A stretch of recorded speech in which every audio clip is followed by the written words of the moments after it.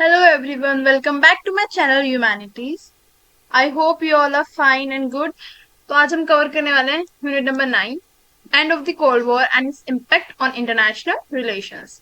Previous chapter में हम देख चुके हैं कि कैसे जो कोल्ड वॉर है उसकी शुरुआत हुई और कैसे वो जो है एंड होने पे आया। ठीक है, एंड हुआ उसका। बट अब हम देखेंगे कोल्ड वॉर के एंड होने के बाद वर्ल्ड में इंटरनेशनल रिलेशंस में, पूरे इंटरनेशनल सिस्टम में क्या चेंजेस हमें देखने को मिलते हैं। ठीक है, तो स्टार्ट करते हैं इंट्रोडक्शन से। जो एंड हुआ कोल्ड वॉर का resulted in several changes in international relation. बहुत सारे डिफरेंट डिफरेंट चेंजेस है जो कि हम लेटर ऑन डिटेल में पढ़ने वाले हैं। पहला क्या था? द कोलैप्स ऑफ यूएसएसआर, यानी कि जो यूएसएसआर बना था वार्शा पैक्ट के अंदर, वो क्या कर गया? कोलैप्स कर गया। ठीक है, अब इसके कोलैप्स करने के बाद क्या हमें एक वो देखने के लिए मिली कि भाई जो इंडिपेंडेंट बाल्टिक स्टेट्स हैं, यानी कि बहुत सारी कंट्रीज ने क्या कर दिया, स्पेशली बाल्टिक ईस्टर्न यूरोप, बहुत सारे जो रीजन है, मान लो ये पूरा यूएसएसआर का एरिया है। ठीक है, तो बहुत सारी रीजन मिलके जो है क्या बना रहे हैं, यूएसएसआर को बन रहा है पूरा बड़ा। ठीक है, तो लेटर ऑन क्या होता है, ये छोटी छोटी कंट्रीज ने क्या कर दिया, अपने आप को सेपरेट घोषित कर दिया। ठीक है, ये कंट्री अलग, ये कंट्री अलग, ये कंट्री अलग। जैसे ही जो है यूएसएसआर का क्या हुआ, एक तरीके से कोलैप्स हुआ, यूएसएसआर फॉल डाउन कर गया। ठीक है, तो डिफरेंट कंट्रीज ने अपने आप को, डिफरेंट रीजन्स ने अपने आप को इंडिपेंडेंट करना घोषित कर दिया। ठीक है, पहला पॉइंट ये हो गया। नेक्स्ट है कि जो इंटरनेशनल जो एक तरीके से रिलेशंस है पोस्ट कोल्ड वॉर में, taken a new shape, order and spirit. मतलब यानी कि जो ये जो स्मॉल कंट्रीज क्या हुई, इमर्ज हुई इसके बाद जब यूएसएसआर का कोलैप्स हो गया। तो पहले हमने क्या पढ़ा था प्रीवियस चैप्टर में कि दो सुपर पावर थे, बट अब दो की बजाय एक सुपर पावर बचा। वो कौन बचा? यूएसए या फिर अमेरिका, है ना। America as a single sole super power बचा। ठीक है, नेक्स्ट चीज हम क्या देखते हैं कि पोस्ट कोल्ड वॉर के बाद हमें new economic order, international relation देखने के लिए मिलते हैं। जैसे कि वर्ल्ड ट्रेड ऑर्गेनाइजेशन बना, डब्ल्यूटीओ बना, ठीक है, डब्ल्यूएचओ बना। बहुत सारी इंटरनेशनल ऑर्गेनाइजेशन का बर्थ हमें एक तरीके से देखने के लिए मिलता है आफ्टर कोल्ड वॉर। ठीक है, कोल्ड वॉर के बाद। ठीक है, और जो स्टेट्स थे जितने भी, वो किस टाइप की अप्रोच रख रहे थे पहले कि भाई हमें क्या करना है, अपनी पावर बढ़ानी है, पावर एक्सपेंड करनी है, आर्म्स एंड एमिनेशन को क्या करना है, एक तरीके से बनाना है। ठीक है, ज्यादा से ज्यादा आर्म्स बनाने, टैंक्स बिल्ड करने हैं। ठीक है, फाइटर जेट्स बनाने हैं। बट अब जो है कोल्ड वॉर के बाद जो अप्रोच क्या होने लगी कि भाई हम जो सस्टेनेबल डेवलपमेंट की तरफ ध्यान देंगे, क्योंकि इन सब चीजों से करने से क्या हो रहा है, बहुत ज्यादा एनवायरमेंट एक्सप्लॉइट हो रहा है ना। तो हम जितना हो सके उतना जो है ये आर्म्स रेस से को कम करेंगे। ठीक है, प्लस जो है किस चीज की बात होने लगी, न्यू एक्टर जैसे कि टेररिस्ट ऑर्गेनाइजेशन, जैसे कि कुछ जो है ग्लोबल इश्यूज जो है इमर्ज हो गया है, जैसे टेररिस्ट हुआ। ठीक है, तो इसको जो है टैकल करने के लिए टेररिस्ट ऑर्गेनाइजेशन, ठीक है, मल्टीनेशनल कॉर्पोरेशन, एमएनसीज, बड़ी बड़ी मल्टीनेशनल कंपनीज, ठीक है, नॉन गवर्नमेंट ऑर्गेनाइजेशन जैसे कि एनजीओ हो गए, ये सब इमर्ज हुए। ठीक है, अब देखते हैं end of cold war and international relation in the post cold war era, यानी कि कोल्ड वॉर खत्म होने के बाद इंटरनेशनल रिलेशंस कैसे थे बिटवीन डिफरेंट स्टेट्स। ठीक है, तो डिसोल्यूशन ऑफ यूएसएसआर, यानी कि यूएसएसआर की डिसॉल्व होने का खाली एक्सटर्नल कारण नहीं था कि भाई अमेरिका जो स्ट्रॉन्ग इमर्ज हो गया है, नहीं। इंटरनली भी जो है यूएसएसआर में बहुत ज्यादा प्रॉब्लम चल रही थी, जिसके कारण domestic as well as external reasons की वजह से जो यूएसएसआर है वो डिसॉल्व हो गया। ठीक है, इंटरनल क्या दिक्कतें चल रही थी, देखो यहाँ पे मेंशन नहीं है, बट मैं बता देती हूँ। इंटरनली ये दिक्कत चल रही थी कि यूएसएसआर की जो इकोनॉमी थी वो बहुत ज्यादा वीक पड़ती जा रही थी। इसलिए क्योंकि उनका जो है 40 to 50% जो जीडीपी है वो कहाँ पे खर्च हो रहा था, डिफेंस पे, नेशन पे। ठीक है, जो वहां पे लोग थे वो जो है इस चीज को क्रिटिसाइज कर रहे थे, प्रोटेस्ट कर रहे थे कि भाई जो है ज्यादा से ज्यादा जो जीडीपी है, जितना भी वो एक तरीके से अर्न कर रहे हैं, वो सब कहाँ जा रहा है? टैक्स लेती है ना सरकार हमसे, तो जो सरकार टैक्स लेती है उसी को वो यूज करती है डिफेंस वगैरह में। तो वो सारा जो भी पैसा है टैक्स का, वो सिर्फ डिफेंस में यूज हो रहा है, और जो लोग हैं उनके लिए नहीं यूज हो रहा है ना। जैसे कि सरकार का काम है स्कीम्स बनाना लोगों के लिए, है ना, लोगों लोगों के लिए जो है डिफरेंट डिफरेंट स्कीम्स बनाना जिससे उनका डेवलपमेंट हो सके। तो सरकार जो है प्रॉपर जो है सिर्फ एक पेज पे ध्यान दे रही है, वो है डिफेंस, डिफेंस सिस्टम पे। ठीक है, सिर्फ मिलिट्री एक्सपेंशन पे। तो इसलिए जो इंटरनली क्या पड़ रही थी, जो यूएसएसआर था पूरा वो वीक पड़ रहा था, तो इसलिए जो डिसोल्यूशन हुआ यूएसएसआर का। नेक्स्ट है state could not apply adequately to the growing demand from various sector, यानी जो लोगों की डिमांड्स थी उस पे स्टेट क्या है, जवाब नहीं दे पा रही थी। ठीक है, सप्लाई जो थी बहुत ज्यादा शॉर्टेज हो रही थी। ठीक है, और डिमांड्स लोगों की बढ़ रही थी। तो मिखाइल गोर्बाचेव ने, जैसे कि हम देखेंगे लेटर ऑन भी देखेंगे कि उन्होंने रिफॉर्म्स किए, बट फिर भी जो है ये लास्ट लीडर थे यूएसएसआर के, इनके बाद जो है यूएसएसआर डिसॉल्व हो गया था, ठीक है, जब भी फ्लरिश नहीं कर पाया। अब देखो इन्होंने क्या पेरिस्ट्रोक किया, और सॉरी एक पॉइंट मिस हो गया यहाँ पे, देखो यहाँ पे क्या दिया हुआ है कि एक अनदर रीजन ये भी था, पहला रीजन हमने देखा कि इंटरनल और एक्सटर्नल था कि भाई अमेरिका सुपर पावर इमर्ज हो गया। सेकंड था जो मिखाइल गोर्बाचेव ने रिफॉर्म्स करे थे वो भी क्या सक्सेसफुल नहीं हो पाए, ठीक है। थर्ड पॉइंट ये है कि जो हमने लास्ट चैप्टर में पढ़ा कि किस पाक और पाकिस्तान और अफगानिस्तान के बीच में क्या चल रही थी, वॉर चल रही, ठीक है। उसमें जो है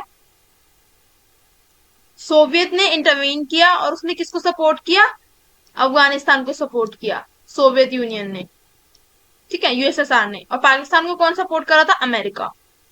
तो उस टाइम पे इनकी इकोनॉमी जो है ऑलरेडी बहुत ज्यादा वीक थी, और इन्होंने इस वॉर में इन्वॉल्व होके जो अफगानिस्तान को सपोर्ट किया, है ना, उससे इनकी इकोनॉमी और ज्यादा वीक चली गई, क्योंकि उन्होंने आर्म्स वगैरह सप्लाई करने स्टार्ट किए अफगानिस्तान को, तो इनकी इकोनॉमी और ज्यादा वीक हो गई। ये भी एक कारण था यूएसएसआर के कोलैप्स होने का, ठीक है।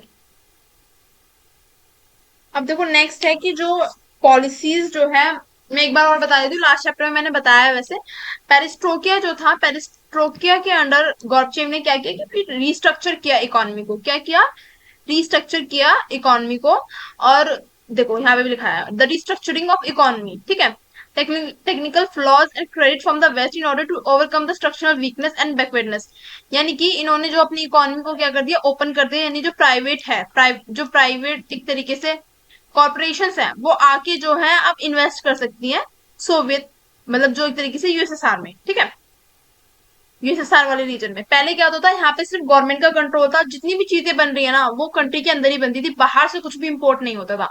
बट जो है गोर्बाचेव ने क्या किया, जो इकोनॉमी है उसको ओपन कर दिया, यानी बाहर से भी इन्वेस्टमेंट अब हो सकती है, यानी बाहर की कंपनियां भी अगर इंटरेस्टेड है तो यहाँ पे आके इन्वेस्टमेंट कर सकती है। बट ये भी एक तरीके से फेलियर जो है साबित हुआ, ठीक है।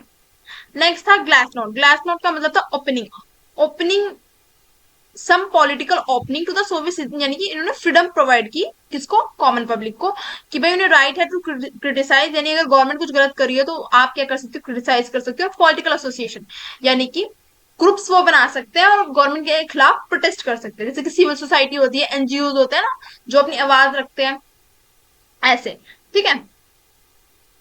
अब जो ये जो है क्या दे दी गई, ये आजादी दे दी गई लोगों को, तो वहां पे क्या हमें देखने के लिए मिला कि जो बाल्टिक स्टेट्स थे, एस्टोनिया, लैटविया, लिथुनिया, इन सब लोगों ने अपनी इंडिपेंडेंस डिक्लेयर कर दी, क्योंकि इनके अंदर किस चीज की भावना जाग गई कि भाई ये जो गवर्नमेंट है, ठीक है, अगर हम जो है यूएसएसआर के साथ ही रहे, जुड़े रहे, जो इनका रीजन है वो यूएसएसआर के साथ ही जुड़ा रहा, तो वो कभी डेवलप नहीं हो पाएगा, है ना, हमेशा उन पे कभी ध्यान नहीं दिया जाएगा, ऐसा जो यहाँ के लोग थे उनमें भावना जो है जागने लगी और इन्होंने इंडिपेंडेंस डिक्लेयर कर दी, ठीक है।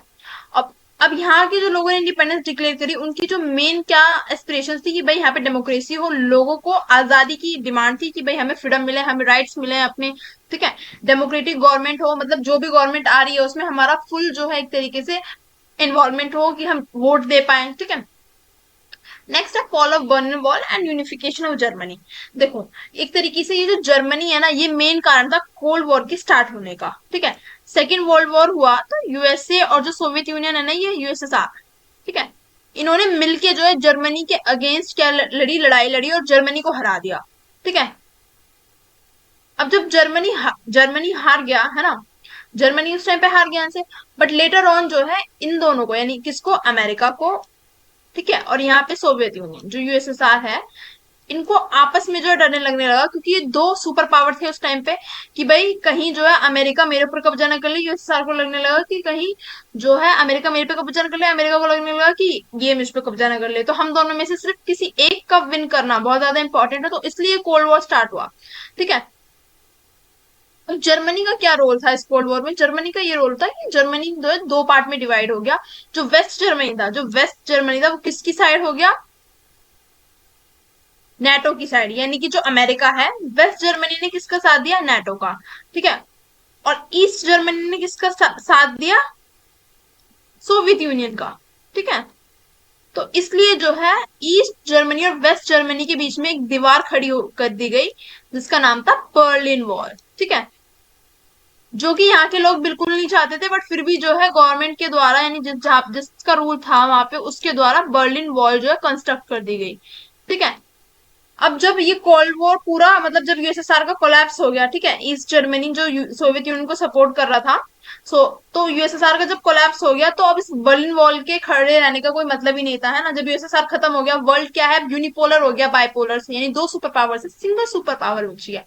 ठीक है। तो इस बर्लिन वॉल को भी क्या कर दिया गया, गिरा दिया गया। और ये जो पूरा जर्मनी है ना, वेस्ट और ईस्ट, ये यूनिफाइड हो गया, यानी कि यूनिफिकेशन हो गया, मिल गया, जो डिवीजन था ना ये खत्म कर दिया गया। ठीक है। तो यही है यूनिफिकेशन ऑफ जर्मनी। ठीक है। और इसी के साथ जो है कोल्ड वॉर का भी क्या हो गया, एंड हो गया। ठीक है।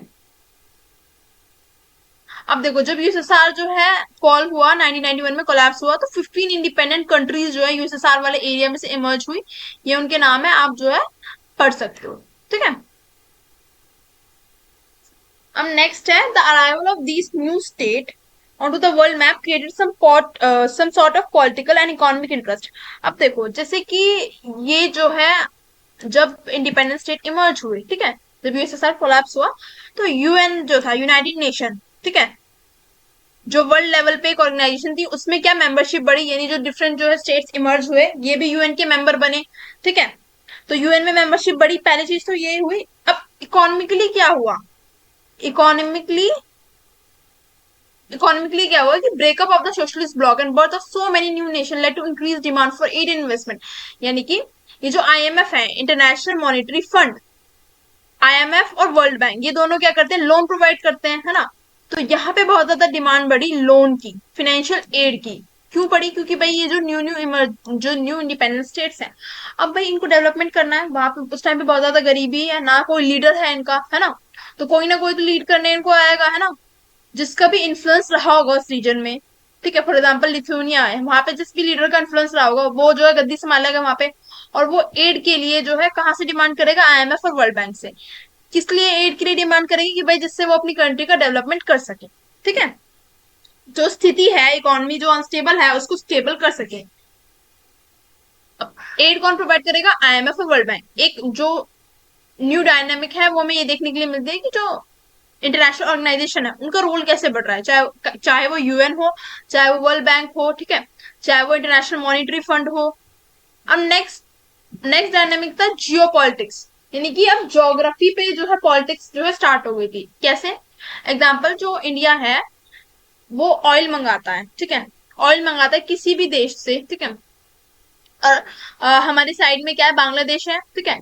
अ, अगर इंडिया जो ऑयल मंगा रहा है, उसकी पाइपलाइन जो है बांग्लादेश के बॉर्डर को होते हुए आ रही है, यानी बांग्लादेश की जो लैंड है उस पे होते हुए आ रही है, तो इंडिया को टैक्स पे करना पड़ता है है ना। तो जियो पॉलिटिकली जो है आपस में रिलेशन जो है ऐसे इंपॉर्टेंट है। फॉर एग्जाम्पल, अगर हम आज जो है बांग्लादेश से लड़ाई करते हैं, तो ऑब्वियसली बात है, वो क्या कर देगा, हमारा जो पाइपलाइन से जो है ऑयल आ रहा है, ठीक है, वो बंद कर देगा, है ना। वो आगे सप्लाई नहीं जाने देगा, वो कह देगा हम तो नहीं जाने दे रहे यहाँ से, है ना, बंद कर देगा। तो जियो पॉलिटिकली ऐसे जो रिलेशन जो है बहुत ज्यादा इंपॉर्टेंट होने लगे, क्योंकि ग्लोबलाइजेशन आ गया था। जो देश थे वो आपस में ट्रेड करने लगे थे, ठीक है। अगर किसी भी देश से जो है रिलेशन खराब होते तो वो ट्रेड रोक देंगे, कि भाई हम नहीं कर रहे आपको एक्सपोर्ट कोई भी सामान, ठीक है। फॉर एग्जाम्पल, जैसे आप देखोगे इलायची है, इलायची इंडिया में बहुत ज्यादा महंगी बिकती है। क्यों बिकती है, क्योंकि वो कहाँ से हम इम्पोर्ट कर रहे हैं, पाकिस्तान से, है ना। या जो है कोई चीज है जो इंडिया में नहीं बनती, दूसरे देश से हम इम्पोर्ट कर रहे हैं, ठीक है, और हमारे से रिलेशन खराब होगी, तो ऑब्वियसली बात है वो एक्सपोर्ट रोक देंगे, वहां से जो है नहीं आने देंगे यहाँ पे सामान, है ना। तो उससे किसको जो है इफेक्ट पड़ेगा, इंडिया को इफेक्ट पड़ेगा। तो ऐसी जो है जियो पॉलिटिकल ऐसी रिलेशन जो क्या है बहुत ज्यादा इंपॉर्टेंट है मेंटेन करना उन देशों से जिस पे हम डिपेंडेंट है, जिस पे किसी भी सामान के लिए हम डिपेंडेंट है, ठीक है। और एक अनदर जो फैक्टर था वो ये था कि डेमोक्रेसी की डिमांड जो है बहुत ज्यादा बढ़ रही थी as a system of government. Democracy के लिए जो है लोग लोग जो है सबसे ज्यादा किसके सपोर्ट में थे, डेमोक्रेसी फॉर्म के लिए, क्योंकि यहाँ पे जो है वो अपना लीडर है वो खुद चुन सकते हैं, है ना, और उन्हें वोटिंग राइट्स भी मिलेंगे। नेक्स्ट है, देखो यहाँ पे एक वो और है कि most of the newly form countries were under developed and need economic transformation mostly determined by the western idea of economic development.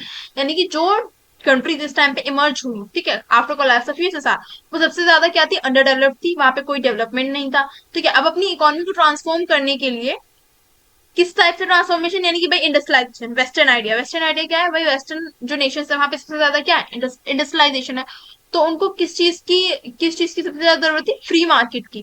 Free market in the sense कि जो दूसरे देश हैं वो उनसे भी ट्रेड कर पाए, है ना। फ्री मार्केट की बहुत ज्यादा जरूरत थी। जब वो दूसरे देश के साथ ट्रेड करेंगे तभी तो दूसरा देश जो है उनके देश में इंटरेस्टेड होगा। फॉर एग्जाम्पल चाइना और इंडिया है, तो कुछ सामान ऐसा है जो चाइना क्या करता है, इंडिया जो है एक्सपोर्ट मतलब इंपोर्ट करता है ना। कुछ सामान ऐसा है जो इंडिया से चाइना क्या होता है, इंपोर्ट होता है। तो इसमें आपस में जो है ट्रेड रिलेशन है इनके, ठीक है। और एक मेजर, अभी आप देखोगे ना नाउ टाइम्स में, मेजर चाइना और इंडिया के बीच में जो लड़ाई नहीं हो रही है वो सिर्फ यही कारण है कि यहाँ पे ट्रेड बहुत ज्यादा एक दूसरे पे डिपेंडेंट है। क्योंकि चाइना का जो है, हम जो है चाइना से बहुत ज्यादा जो है इंपोर्ट करते हैं, यानी कि चाइना का बहुत ज्यादा सामान जो है इंडिया में आके बिकता है।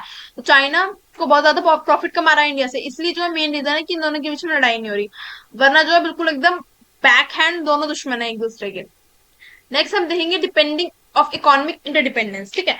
देखो ग्लोबलाइजेशन आया, ग्लोबलाइजेशन के बाद जो क्या हुआ, पूरा वर्ल्ड क्या हो गया, इंटरकनेक्टेड हो गया, ठीक है। एक तरीके से हमें क्या देखने के लिए मिला कि जो टेक्नोलॉजी है वो भी क्या होने लगी, एक देश से दूसरे देश जाने लगी। जो कम्युनिकेशन है, फ्लो ऑफ कम्युनिकेशन भी क्या होने लगा, एक्सचेंज होने लगे, टेक्नोलॉजी एक्सचेंज होने लगी। इंफॉर्मेशन कम्युनिकेशन क्या होने लगा, एक्सचेंज होने लगा। एक तरीके से पूरा वर्ल्ड जो है इंटरकनेक्टेड हो गया, और कोई भी, अब हम चाहें तो आज हम यहाँ से दूसरे देश जा सकते हैं, बट पहले ऐसा नहीं था, है ना। इतनी ज्यादा टेक्नोलॉजी नहीं थी, है ना। जो देश थे उन्होंने अपनी इकोनॉमी को इतना ज्यादा ओपन नहीं कर रखा था कि भाई, इंडिया भी पहले कैसा था, इंडिया में भी जो है रिफॉर्म्स आए हैं, है ना। क्योंकि इंडिया में रिफॉर्म्स कैसा है, इंडिया ने जो है डिमांड किया किससे, जो वर्ल्ड बैंक है, कि भाई आप हमें लोन दो। तो वर्ल्ड बैंक ने क्या बोला, पहले आप अपनी इकोनॉमी को ओपन करो तब हम आपको लोन देंगे, ठीक है। इंडिया ने भी फिर क्या किया, अपनी इकोनॉमी को ओपन किया जिससे बाहर से जो है इन्वेस्टमेंट आ सके, यानी कि बाहर की जो कंपनियां हैं वो इंडिया में आके सेटअप हो सके और इंडिया को फायदा हो उससे, ठीक है। अभी भी आप देखोगे तो जो मल्टीनेशनल एमएनसीज हैं यहाँ पे, वो सब किसके लिए काम कर रही है, दूसरे देशों के लिए तो काम कर रही है ना। जो आप देखोगे, ये जो जितना भी कॉलिंग सेक्टर है ना, बीपीओ कहते हैं ना, हाँ बीपीओ सेक्टर है जितना भी, वो सब क्या कर रहा है, आउटसोर्सिंग ही तो कर रहा है ना। तो ग्लोबलाइजेशन से ये फर्क बहुत ज्यादा पड़ा है। Characteristics of post cold war इरा।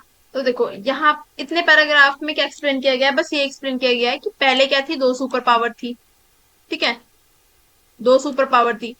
अब यूएसएसआर के कोलैप्स हो जाने के बाद जो है यूनिपोलर हो गया वर्ल्ड, कैसा हो गया, एक सेकेंड यहाँ पे, यूनिपोलर हो गया। और पहला कैसे था, बायपोलर था। बायपोलर मीन्स दो सुपर पावर थी, अब यूनिपोलर हो गया, सिर्फ यूएसए बचा, ठीक है। अब नेक्स्ट क्या, all this freedom are to be supported by rights, both the freedom and rights. देखो यहाँ पे क्या है कि भाई, end of the cold war is also seen as clear leading of individual freedom and democracy. यानी कि कोल्ड वॉर के बाद जो है मेजर डिमांड किसके लिए आई, फ्रीडम के लिए आई, कि भाई हमें क्या चाहिए, राइट्स चाहिए। अपने लोगों ने डिमांड की कि हमें राइट्स चाहिए, एज वेल एज डेमोक्रेसी की डिमांड की गई। यानी कि किस टाइप की गवर्नमेंट चाहते हैं वो, डेमोक्रेसी। आई नो राइटिंग बहुत गंदी है, प्लीज कॉपरेट, ठीक है। इलेक्शंस, देखो इस टाइम कोल्ड वॉर के बाद जो है बहुत सी कंट्रीज ने क्या करा है, इलेक्शन भी कंडक्ट करा है, ठीक है। पहले ऐसा कभी नहीं हुआ था कि इलेक्शंस हुए, but after cold war elections भी हुए और बहुत सारी कंट्रीज में इलेक्शन सक्सेसफुल हुई है, यानी वहां पे डेमोक्रेसी सेटअप भी हुई, ठीक है। द थर्ड कैरेक्टरिस्टिक्स, देखो पहला कैरेक्टरिस्टिक्स क्या था, ये पूरा कि वर्ल्ड क्या हो गया, यूनिपोलर हो गया। दूसरा कैरेक्टरिस्टिक्स मैंने क्या बताया, दूसरा ये बताया कि फ्रीडम और डेमोक्रेसी की डिमांड होने लगी। तीसरा कैरेक्टरिस्टिक्स क्या है, कि भाई जो इंटरनेशनल ऑर्गेनाइजेशन थी ना, उनका रोल बनने लगा, ठीक है। जैसे कि WTO, वो क्या करता है, पूरा ट्रेड कंट्रोल करता है। वर्ल्ड ट्रेड ऑर्गेनाइजेशन ट्रेड के जितने भी रूल्स एंड रेगुलेशन है, यानी कि सारे देशों को, जो जितने भी देश WTO के मेंबर है, वर्ल्ड ट्रेड ऑर्गेनाइजेशन के मेंबर है, उन्हें क्या करने पड़ेंगे, जो भी WTO जो है रूल्स एंड रेगुलेशन बनाएगा ना, उसको क्या करना पड़ेगा, फॉलो करना पड़ेगा, ठीक है। उसके हिसाब से ही वो क्या करेंगे, टैक्सेस वगैरह जो है इम्पोर्ट एक्सपोर्ट पे सब चीज जो है उसके अकॉर्डिंग होगी, ठीक है। Global corporate sector and banking emerge as external powerful economic player, ठीक है। वर्ल्ड बैंक जो है, जैसे कि वर्ल्ड बैंक इमर्ज हुआ है ना, world bank, foreign economic relation have become dominant over other traditional issues like defence. देखो इकोनॉमिक रिलेशन यानी कि इकोनॉमिकली स्ट्रांग होना, यानी अपनी अपनी, जैसे कि अभी इंडिया है, इंडिया ने जो है अभी रिसेंटली शायद जापान को जो है पीछे छोड़ दिया इकोनॉमी में, है ना।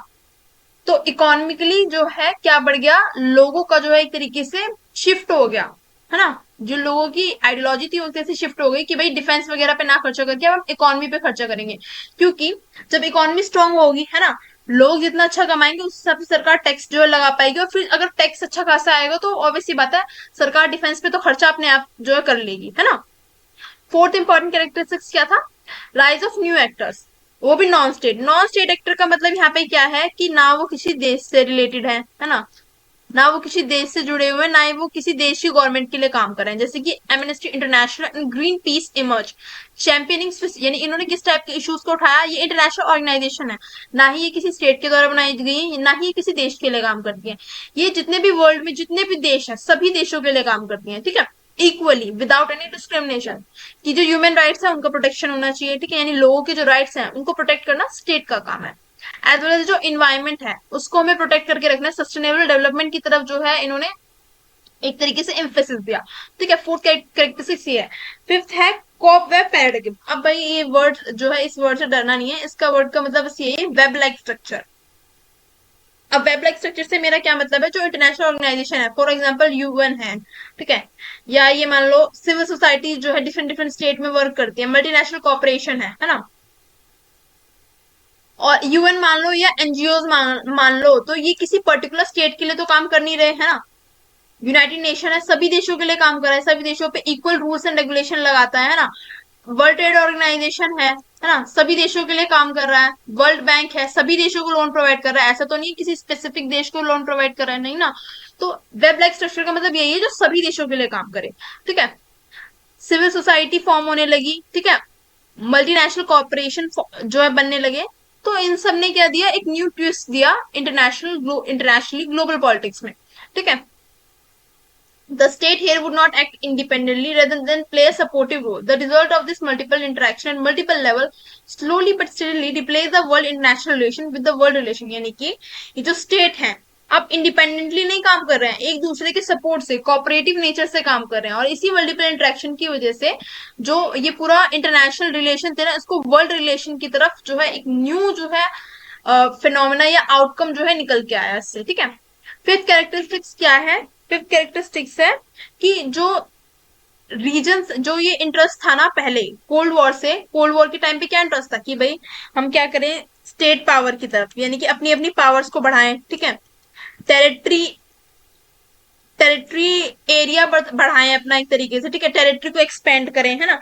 ये सब इनके कहते हैं फर्स्ट प्रायोरिटी थी, बट उसके बाद इनकी प्रायोरिटी क्या बन गई कि भाई जो है हम अपनी जो लोग हैं इंटरनली लोगों के लिए काम करें, है ना, लोगों के ह्यूमन राइट्स के लिए काम करें, स्टेट जो है एक ब्रॉडर पर्सपेक्टिव की तरफ सोचने लगे, ठीक है, अपनी इकोनॉमी को स्ट्रांग बनाए, ये क्या हो गई इनकी मेजर प्रायोरिटी होगी, ना कि वॉर, ठीक है।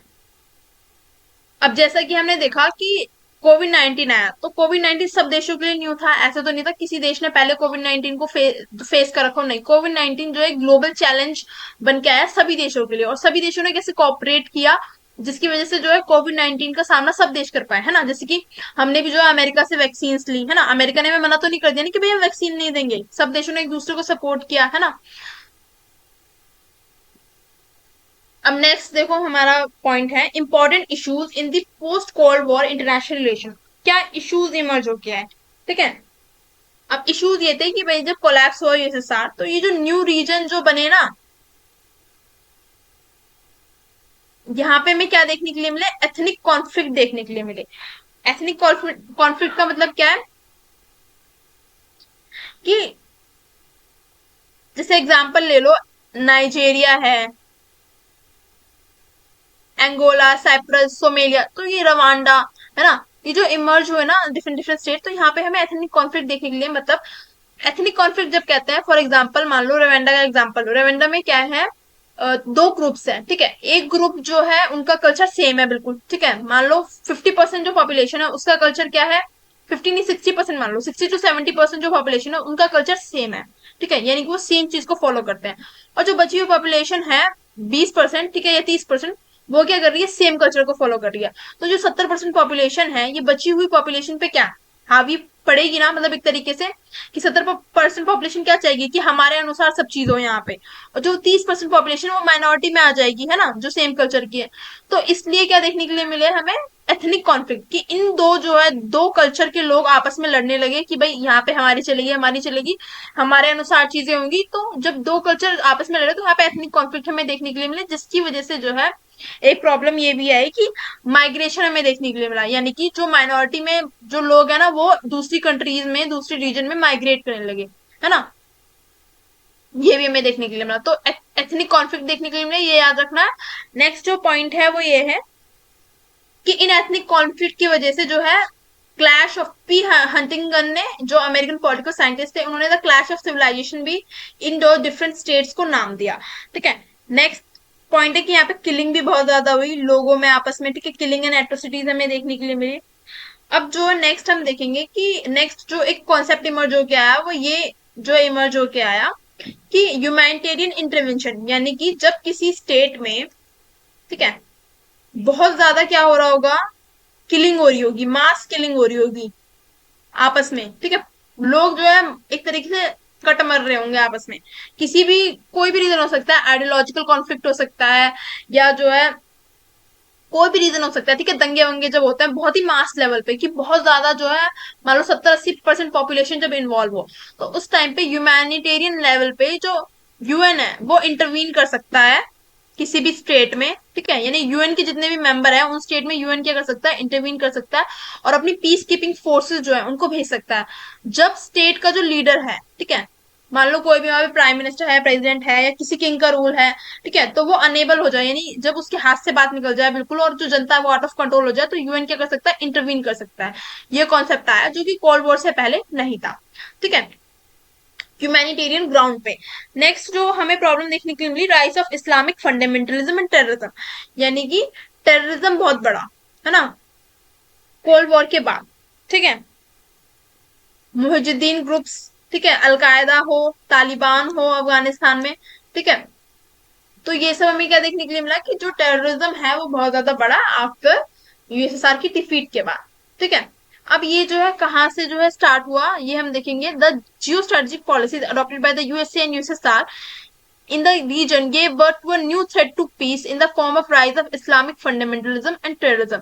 कैसे हुआ देखो, जब पाकिस्तान और अफगानिस्तान के बीच में जो वॉर हुआ, जो मैंने पहले भी आपको बताया, सेकेंड वर्ल्ड वॉर के बाद की बात है ये, ठीक है, पाकिस्तान और जो अफगानिस्तान है इसके बीच में जब जो है वॉर हुआ, क्योंकि ये क्या है, पड़ोसी हैं आपस में, है ना।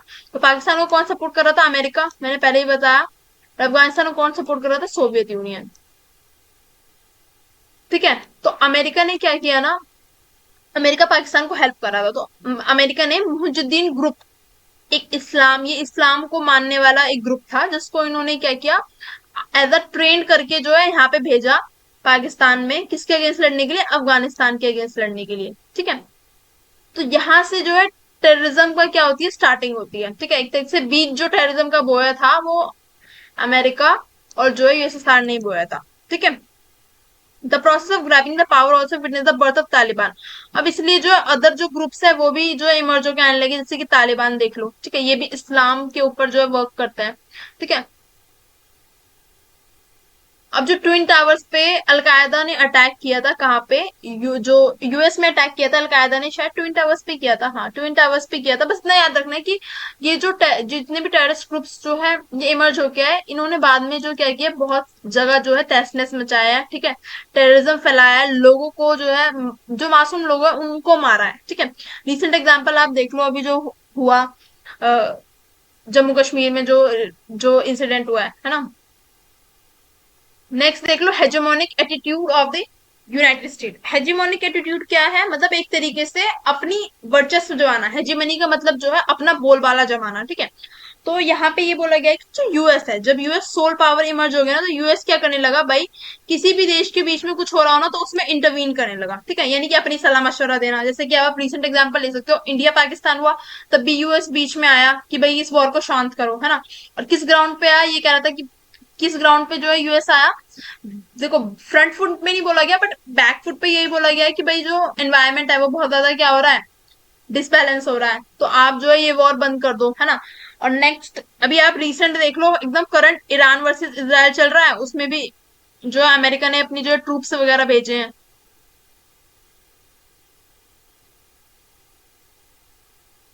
तो अमेरिका जो है अपने आप को एक तरीके से जो है दादा साहब मानता है, और जो है सब जितने भी स्टेट्स के बीच में कभी भी कुछ भी हो रहा होता है तो इंटरवीन करता है, ठीक है। चाहे वो गल्फ वॉर हो 1991 का, जब भी यूएस ने इंटरवीन किया था, ठीक है, या फिर 9/11 का अटैक हो तब भी जो है यूएस ने इंटरवीन किया था, ठीक है। लीबिया और Syria are the example of US and allied aggressive policies, इन सब जगह जो है यूएस जो है अपनी टांग अड़ाता है बेसिकली। क्यों अड़ाता है? क्योंकि वो सोल सुपर पावर है, उसका मुकाबला कोई कर नहीं सकता। नेक्स्ट जो है आइडियोलॉजी जो है शिफ्ट हमें देखने को मिला, जो पहले भी बता चुकी है कि इन्वायरमेंट फ्रेंडली जो है स्टेट जो है इन्वायरमेंट फ्रेंडली जो है अप्रोच पे शिफ्ट हो गई, ठीक है। यानी कि ज्यादा डिस्ट्रक्शन ना हो। पहले क्या कर रहे थे, न्यूक्लियर वेपन्स बना रहे थे, है ना, तरह तरह के वेपन्स बनाए जा रहे थे, क्लाइमेट का कोई ध्यान नहीं था। तो फर्स्ट समिट हुई थी, यूनाइटेड नेशन फ्रेमवर्क कन्वेंशन हुई 1995 में, जहां पे क्लाइमेट की बात की गई कि भाई हमें जो है किस टाइप की अप्रोच अपनानी है, इस टाइप की अप्रोच अपनानी है कि जिससे आने वाले जो जनरेशन है वो भी क्या कर सके, सस्टेनेबली रह सके, यानी जो रिसोर्सेज हैं, जो नेसेसरी चीजें हैं वो क्या हो, खत्म ना हो, ठीक है। जैसे कि पॉल्यूशन बहुत ज्यादा ना हो, पानी खत्म ना हो, ठीक है, एयर प्रदूषित ना हो बहुत ज्यादा, इसलिए।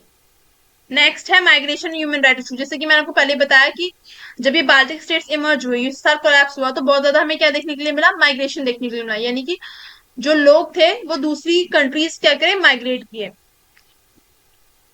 ठीक है।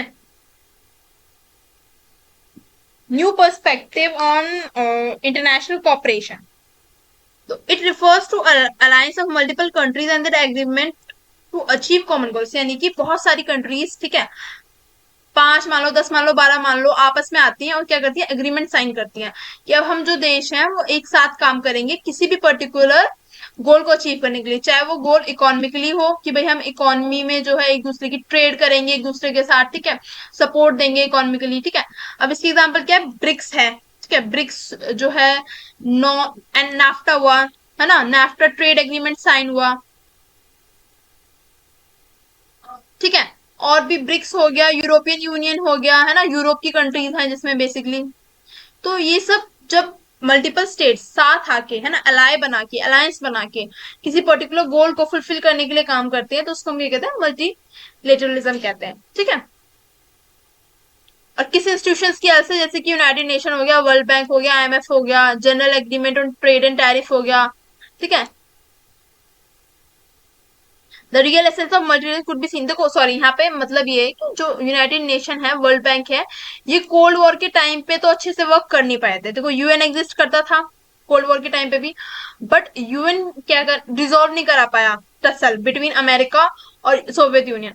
तो कहने का मतलब ये है कि जो जितनी भी इंटरनेशनल इंस्टीट्यूशन थी ना, क्योंकि ये अच्छे से वर्क नहीं कर पा रही थी, क्योंकि डिफरेंट से देख लिया था कि इंटरनेशनल इंटरनेशनल जो इंस्टीट्यूशन है इनके होने के बावजूद भी, है ना, जो अमेरिका है वो अपनी मनमानी कर रहा है ना, एक तरीके से ये जो है टसल जो हो रही थी अमेरिका और सोवियत यूनियन के बीच में, उसको रिजोल्व नहीं करा पाई थी। तो इसलिए जो है अपने अपनी इकोनॉमी को स्ट्रॉन्ग करने के लिए या किसी भी पर्टिकुलर गोल को फुलफिल करने के लिए ये कंट्रीज आपस में आती हैं और यूनियन बनाती हैं, यूनियन कह लो या अलायंस कह लो, ठीक है।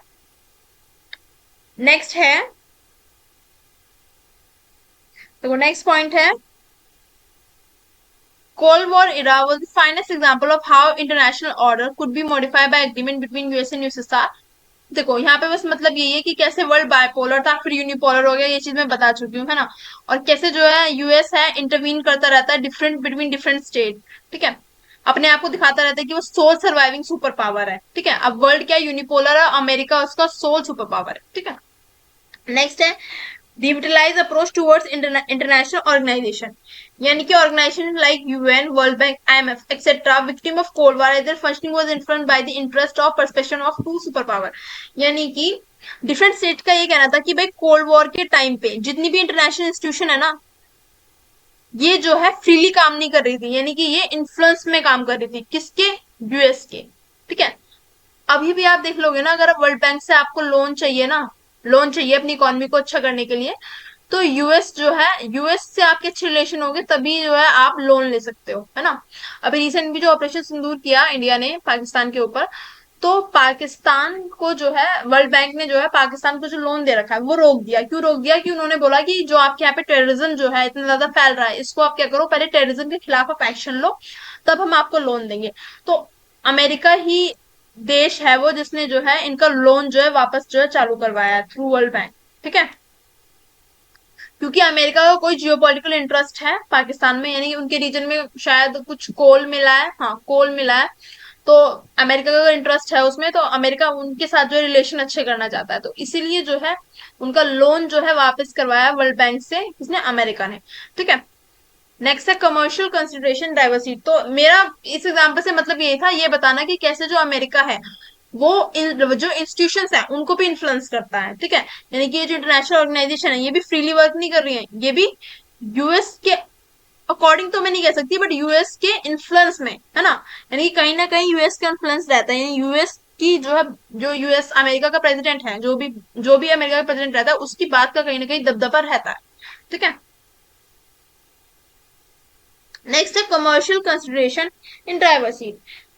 ठीक है, अब देखो यहाँ पे मतलब ये है कि जितने भी स्टेट है ना, commercial consideration in driver seat का मतलब यही है कि जो स्टेट है वो अपनी कन्वीनियंस के हिसाब से क्या करते हैं, दूसरे देश के साथ क्या कर रहे हैं, रिलेशन स्टैब्लिश कर रहे हैं। ठीक है, यानी कि दूसरे जो देश के साथ रिलेशन स्टैब्लिश करने का उनका मतलब ये नहीं है कि सिर्फ दोस्ती का आते, नहीं भाई, वहां से इन्वेस्टमेंट आए, ठीक है, फ्लो ऑफ कैपिटल आए, ठीक है, उनकी इकोनॉमी, नेशनल इकोनॉमी ग्रोथ अच्छी हो, ठीक है, वो चीजें एक्सपोर्ट कर सके दूसरी कंट्री को। तो ये सब मेन रीजन होते हैं किसी भी कंट्री के साथ दोस्ती करने के। ठीक है, तो यहाँ से जो हमारा चैप्टर खत्म होता है। अगर आपको लेक्चर अच्छा लगा हो तो मुझे कमेंट करके जरूर बताओ।